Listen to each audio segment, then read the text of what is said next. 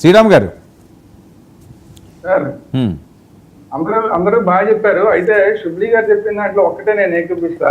షుబ్లీ గారు ఏమన్నా ఇన్ఫ్లుయెన్స్ ఉంటే కనుక ప్రధానమంత్రి మోడీ గారితో ఒక్క మాట చెప్పించండి. నేను వాజ్పేయి గారు అప్పటి నుంచి కూడా వెయిట్ చేస్తానండి, ఎప్పుడైనా వెళ్దామని బార్డర్ కి. అప్పుడు అవకాశం రాలేదు. అప్పుడు అవకాశం నిజంగా సీరియస్ చెప్తున్నాను. పాకిస్తాన్ వెళ్దామనా? మా ఇంట్లో ఎప్పుడో వాజ్పేయి గారు అప్పుడు చెప్పి ఈ బార్డర్ వెళ్ళిపోతాం, సమస్య లేదు దాంట్లో, అసలు ఒక్క నిమిషం కూడా ఆలోచించలేదు. అప్పుడే అవకాశం రాలేదు. వాజ్పేయి గారు వచ్చినప్పుడు పిలుస్తారేమో అనే అవకాశం కోసం ఇంట్లో చెప్పేశాను నేను ఆల్రెడీ, కానీ అప్పుడు అవకాశం రాలేదు.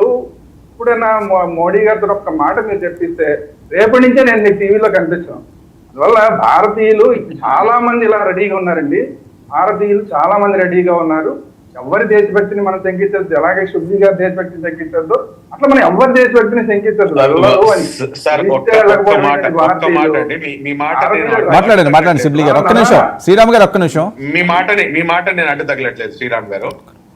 నేను చెప్పే ఉద్దేశం ఏంటంటే, మనం చెప్పడం వేరు, ఆచరించడం వేరు అన్న కోణంలో నేను చెప్పిన మాట.